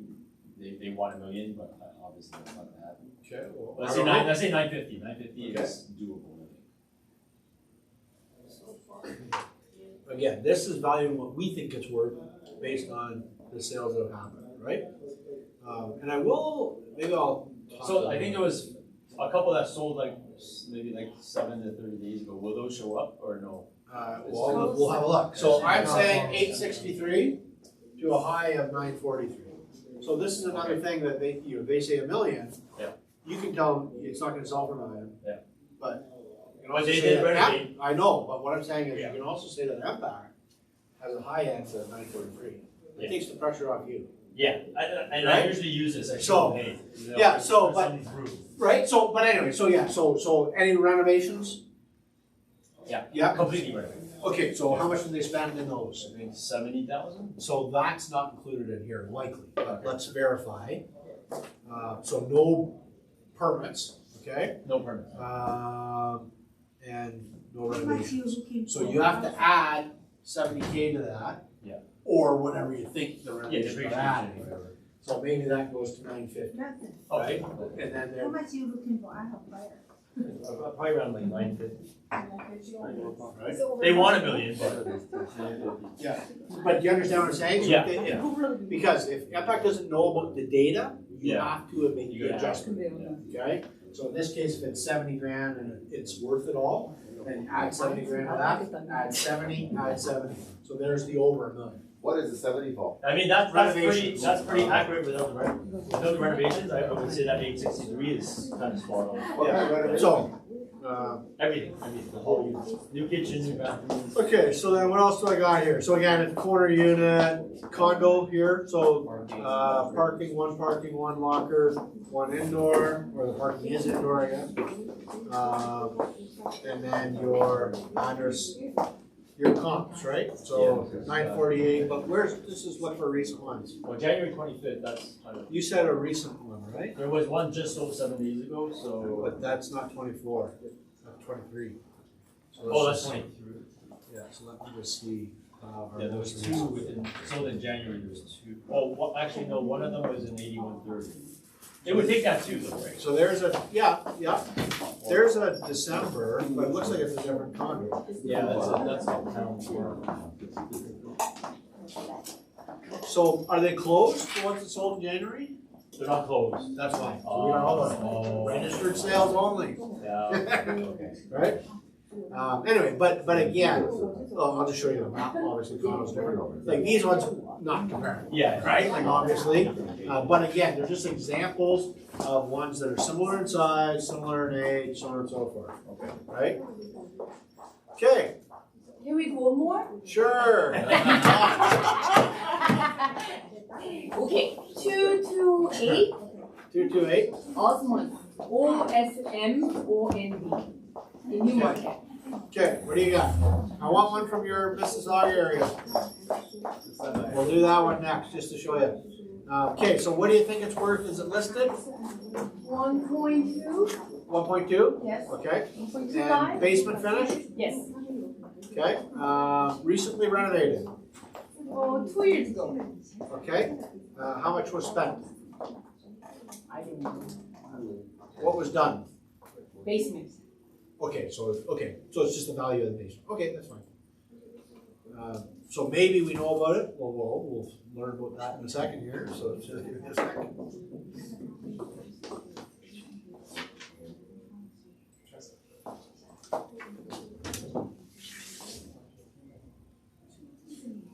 So, sorry, you said 1.2. Okay, I'm saying 1.177. Oh, that's completely.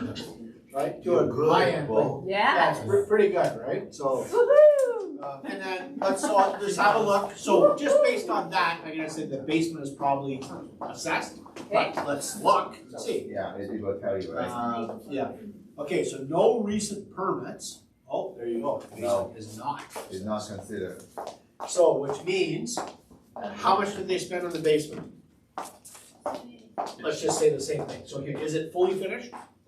So fully finished, 1,000 square feet might be 800 square feet, right? So 800 times $50 a square. So it's about 20% off for the square footage in the basement? No, but- Minus the stair, minus. Yeah, so all I'm saying is, so here, this value has to go up by whatever you think the basement is at, okay? This goes up, okay? So while it appears good and accurate, it can get more accurate by you looking at the data. That's the key. Look at the data, okay? And make adjustments. So sometimes it's off by 150,000, but then you do the math and you're like, oh, it's got 1,000 square feet of finished basement at $50 a square, and then it's got a fully renovated kitchen and bathroom at $50 or $50,000, right? So it's okay to add 100 grand to this if necessary, right? But at the end of the day, adjust for the data. I know you looked at that and said, oh, look at this thing is wonderful. But look at the data, right? Because it's not as wonderful as it seems. And then let's just quickly look at the rest of the report.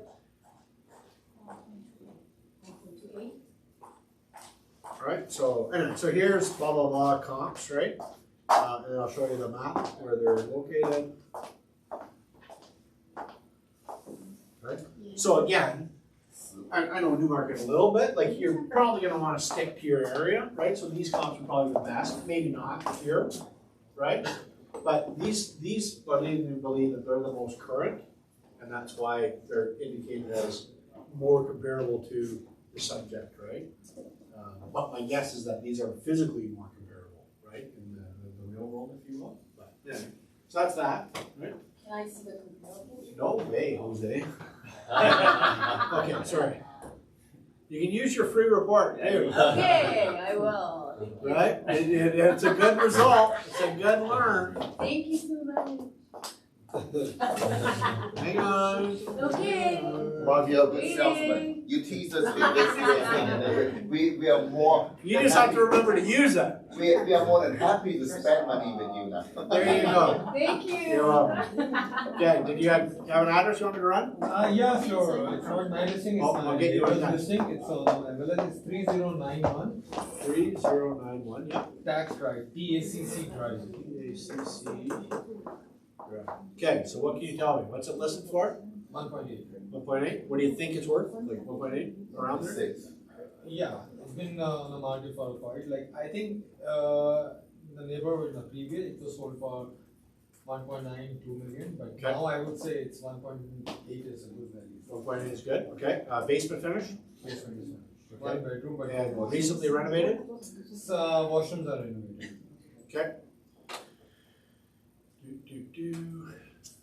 Okay, let's have a look.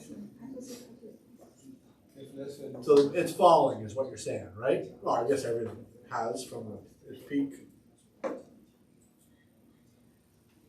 that kind of lot size, it was sold for 2.2 Yeah, recently, or 1.8. Right, so we're saying 1844, right? What is the confidence rating 5 stars? So again, that's it. Statistically speaking, do we have like here? I guess statistically speaking, how do we think we did? Right. So is this is there good sales? Is the product good? Is there recent activity? Who are giving this rating? We are. This is ours. Okay. Our rating. And then the range again is, I describe it to a realtor as highly probable selling range, right? Because it works that way when you adjust for time and that. But again, literally, it is the upper and lower confidence limits of value of what the model is saying it's worth, right? So in other words, the model said the lowest value of this home is $1,765,000, and And the highest, based on the comparables, is 1,984,000. So like 2 million. But the model is saying it's worth this, Current market, like. right? Exactly, right? Nothing is exactly worth that, like. I have a question, like for townhouse stuff, like the one specific to my listing. Does it take consideration into, because it's being a end unit on the Yeah. town? Yeah. Okay. Yep. When, see, okay, so here, geo warehouses as an example, Yeah. because it's only doing the average, would never take that into consideration, because the end unit, the townhouse selling, would never be the average. So it's always gonna undervalue. So this already takes it into the. Because this values the various components, okay, it's capturing value for that, okay? Anyway, so this is, let me just quickly show you where the comps are, just so you get an idea, again. So once again, I don't know this subdivision from a hole in the wall, but maybe you do. I don't know what area, again, it captures, so even if this area is not, because it's taking all of the recent activity in, that's why it's still producing good results, right? Regardless whether these are physically comparable or not, okay? So, okay, I wanna make this house for my client, they don't wanna sell it less than 4.2, but I believe the price is right, it's not right. okay, well, give me the address. 11 Hillview Road. 11, Hill, oh, 111. Hillview. Okay, so what's it listed for? They listed 3.37, but they wanna sell it 4.2. Okay, so 3.3, so let's see what I think it's worth. Wow, we have to buy a lot of these, Mark, every home we're gonna put an offer, we didn't know. Well, that's why you get a The bundle. house around this house is not that value, look at the other house compared to the neighbor. What's the bundle, 100 copy? You save like 10%. you save $10 per report. That's good, it's a lot of money. Yeah, Is that 100 copy, right? The bundle is like 100 copy, $10 per copy, you're saving $1,000. well, you're saving $100 on each bundle, right? Over the, Save 100 bucks. so there you go, so we're saying it's worth 4.3. There you go. So this is, again, 3.3 was listed we for, don't want to pay. but they said 4.2, and that's not all that wrong. But they listed. Again, this is unbiased, 3.7. right? Yeah, 3.2. This is So unbiased. you represent the buyers. Yeah, I said I don't wanna. So show I don't them wanna pay this, show them 4.2. this. Yeah. How to be comparative, I don't Yeah, so like that's the just how. house around that house. Anyway, so here again, the building permit history, right? You get 5,400, like it's bigger than what it seems, Yeah, right? Basement is fully finished. No additional renovations, but it was built in 2018, so Yeah, it's it's probably, not, yeah. two car basement garage. Yeah, Okay, they so come down.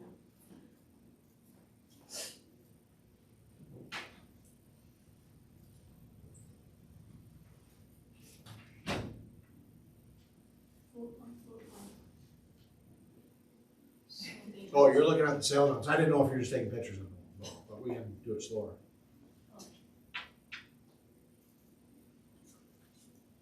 Right? Like here's a good example. So this one, built in 1973. Subject's built in 2018. This is a terrible comparable. Terrible. Yeah. Right? Like any other one is probably better than this. But the thing is when you as a realtor ask for more, I'm gonna give you 12. Right? So it just means as you move away from 12, they might not get, like it might have a comparable lot size, or comparable house, or house size as an example, as opposed to. Good to see this kind of house and we can realize how much the value of that. Well, that's the thing, right? So But you it's not a can, good you can see whatever, right? how So, much the value. yeah, like again, but these are old sales, right? So 4.5 million, but that was in April. So that's the problem, is when this requires, like an AVM requires sales to value properties. The same as when there's no sales out there for you guys, you can't create a CFA because there's nothing to go on, right? So this thing is the same thing. It relies on sales that have happened. So last year is either bang on in markets there were sales, or in markets that there wasn't sales, it was like the confidence rating would be lower, okay? Because there's limited sales, right? So that's the thing, like this, like here, if the market's moving really fast, either direction, this is gonna lag behind. It's already up to like 60, 90 days old. So just remember that, if the market's moving fast, like you're gonna have to make a bigger adjustment for time, right, at the end of the day. So, but I trust that you guys, you can see when the market's pretty like steady, it's like this thing's like rock solid, right? So, okay, one more and then I'm out the door. I have one more. I'm gonna say no. Okay. Andy, Andy, give him an office here, and then we can just go anytime. Okay, let's go, Andy. 37 Thomas. 37 Thomas, T-H? T-H-O, Thomas Frisbee. Oh. Thomas Frisbee. Oh, Thomas Frisbee. A-S. Yep. Space. F-R-I. S. Yeah. Oh, there we go. Okay. Okay, so what do we got? What's it listed for? What do you think it's worth? Oh, what is it? It's a townhouse. Freehold townhouse. Yep, okay, sorry. Yeah. What's it listed for? Yeah, what do you got it listed for? We're hoping to get somewhere close to 1.2. Okay. Yeah. And basement finish? Does not have a basement. Okay. Recently renovated. It's brand new home. Oh, It's, okay. Spring water. Yes, spring water. All Yes. this is. It's coming to the market next week. Oh, So, okay. if So let's see. you have a buyer. So if anyone needs If you want to buy. it. You said 1.2? 1.8? Wow. Andy, you're bad. No, but it's I not. think you have to give This the is right number, it's a townhouse. Oh, No, that's not freehold. There's no. It's a freehold townhouse. Okay, so what's going on? You see the scene? Like here, well, everybody else Is say. this working? Is this working again? So Deal. Is it the right one? Yes. 1281? Yes. 1281 square feet. Okay, so hang on a 1.8. second, hang on. Wow. That's right. So, incorrect. Yeah, exactly. Well, the confidence rating is only 3. There you go. So it's not- Okay, but why is it doing that? So that's the Oh, maybe you question. can So let's just have a look. Yeah, that's correct. By using detached homes, maybe. House space. Well, what's funny is that when you told me initially, and I saw the picture on the map, and I saw the big block, right? I'm wondering, Or they didn't separate it. yeah, like I'm wondering if it's more than one unit. It's, So that's why I checked here, but I thought just because it said townhouse that it would be correct, but maybe it's not. Like it's funny, we're saying the value January 1, 2016 was $890. sorry, was that? 890, but that would seem high, because if you said that today it's worth double, that justifies my 1.8. You're saying 1.2? Townhouse, it's a Andy. townhouse. I don't care what it is. Townhouse, I've seen townhouse worth $2 million. So. Yes, Okay, so, okay, well, again, sometimes you're gonna get a head scratcher like this one. So, there you go, good example to show you that this is real too. It's not perfect. Yeah, so if this happens, I guess, let me know and I'll do my best to try and make it right, right? Like obviously this would be of no help to you, Andy, so if this were to literally happen to you, Yeah. then I would try and make it right? Maybe giving you a free code, Let's right? do it. Like, Let's do it pretty like cool. technically speaking, any of the reports that you get from us, literally Literally, there's no warranty, it's 100% your own risk, okay? No, but I don't wanna see here, like we had 9 good ones and all of a sudden 1 shitty one, right? So I wouldn't want to go home and I would wanna look into this. So maybe we're valuing 2 units I think. here, but let me just check. Is it because of it's a brand new home? No, because as long as it's assessed in my system, Yes. then it should be applicable. An ATM should be available, okay? But the thing, what might have happened is maybe there's a second, like maybe it's got the neighboring And they want- in here too, so it's valuable both. I'm just gonna see if I can do it quickly here. But the loss side says it's a single No, yeah, it's over here, right? So 11:45, but I'm just wondering why it would do that. So let's just have a look. I'll see if I can give you a quick answer.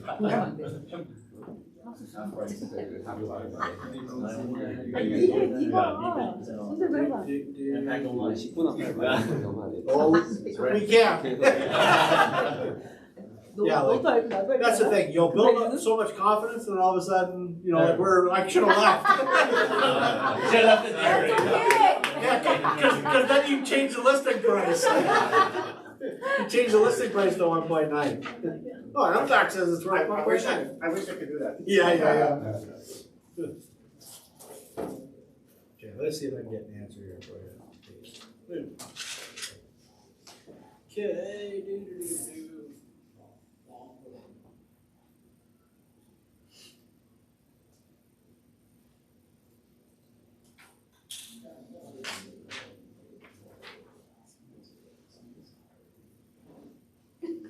Interesting. Only one.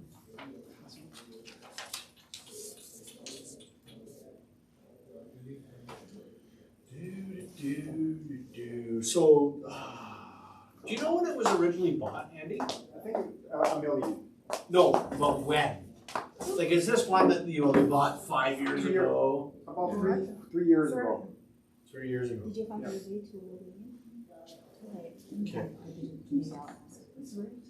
It I need says access. that it has a basement on the, Yeah, that's so of the assessed value, so it's assessed for 890. Okay? So, but I think that might be high. Like we're attributing of the assessment, we're attributing 675,000 to the land. That seems excessive. Really excessive, right? Like only like 220,000 to the building. So it could be that we're overvaluing the land, which is like here today, the CVA is a component in the AVM. Literally February the 14th, it's not going to be anymore. So at the end of the day, I alluded to ours being the Cadillac in the industry today. Literally in a month from now, we're like, how do we improve it? So in the past, our AVM was generated basically by one guy's statistical magical powers, if you will, okay, and that's been the Cadillac for 20 years. Our AVM is going to be changed in that we're harnessing literally all of MPAC statisticians in our valuation department to create a new AVM. So that new AVM is coming, okay, and it decouples the CVA or the current value assessment from the value, relies more on the actual sales. So there's huge improvements that's actually coming. Like it's hard to say that it's going to get better than the best out there, but it is going to get better. The other thing that's coming soon is we're actually going to be able to trend the variables. So in other words, the finished basements, if homes finished basements are more desirable all of a sudden, and they start to, that's one component that people are actually looking for. That's going to become actually a flag in the new system that boom, it's going to start valuing homes with finished basements at a higher rate. So it's an advanced AVM that's coming, and we're not even really telling people about the new component, right? But this one, this one, I think what's happening is, I think we've overstated the land. Okay. Okay, so we're valuing of the 890, 700,000 yearly is captured in the land value for all. It's too high. Yes. So because our AVM has a component that is capturing the CVA, then that's why it's overstating that one. Yeah. Okay, so do you know the owner? You're selling this one? Yeah, I'm gonna be listing it soon. So so just based on that, I think this assessment's too high. Yeah. Okay, so that 890 is supposed to represent the January 1, 2016 value. Yeah.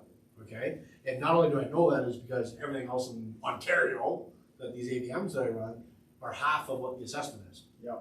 Okay, this one's like it's double, still double, but which means that the assessment is off. Yeah. Right. So this assessment should probably be 600,000 total. Okay, so I don't know whether you want to tell them to file a request for reconsideration before April. That's a very good point you asked. How do we file for So it has to be the owner, okay, and just have them reach out to MPAC. They're called, go to MPAC.ca and just tell them to follow read up on how to file a request for reconsideration. Okay. Okay. The other thing as well is when a house is new, so new construction normally, that's where you want to make sure that the value is correct. But nonetheless, new construction, you'll get a notice from MPAC. Yeah. So they would have received one. Okay. So at that point, they should have said, "Oh, my house is not worth $890,000 as of June 1st, 2016." Because they didn't, they're now overassessed, and as a result, their overassessment is affecting their CDA. Coincidentally, though, I'm going to keep track of this Perfect. because let me find out the date before I go lying to you. So our AVM is. But Andy, your client may like the other one better. Get all better, right? 1.8. New AVM is February I'm 15th. not going. February As a seller, right? Yes. So you're not going to see it's going to be seamless, but the AVM is going to be better. Okay? So I'm going to keep track of this one to see what changes. Because the CVA comes out of it, so literally it might drop to where it should. That's question mark. Okay. Yep. Do we get the MPAC assessment every year as a owner? No, only if it changes.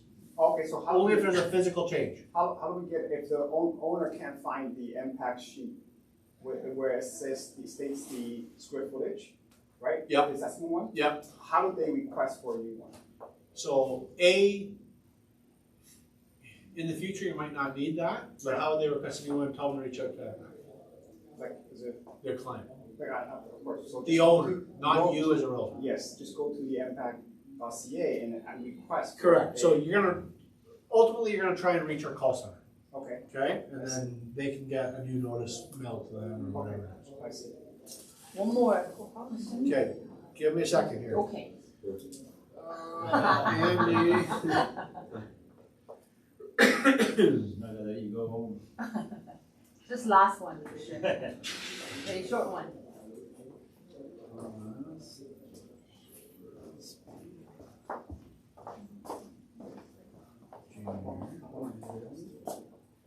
Okay, so, sorry, Andy, you thought this was worth 1.2? Yeah, What are you listing it close for? to 1.2. Well, we're gonna be listing 999. Okay, so but 1.2 is what you think it's worth. Yes. Okay, so this is Jan 24.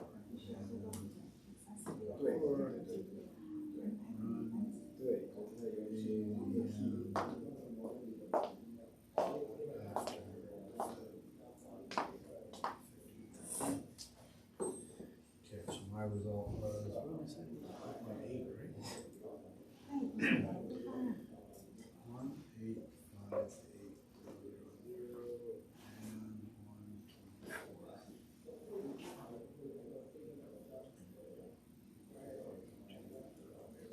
Sorry about this.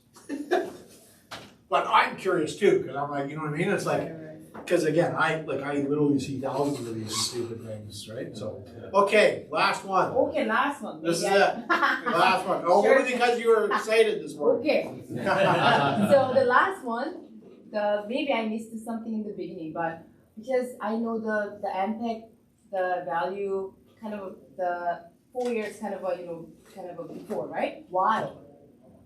What do you mean? Why they just kind of hang on the 4 years kind of the history? Why not 2 years or because? Okay, so here, so over the course of my career, so I literally got hired by the province of Ontario, Ministry of Finance, Assessment Services Division, because MPAC was going to be, the then MPAC, okay, which was the province, was going to be updating the valuation date for every municipality in Ontario to be the same date.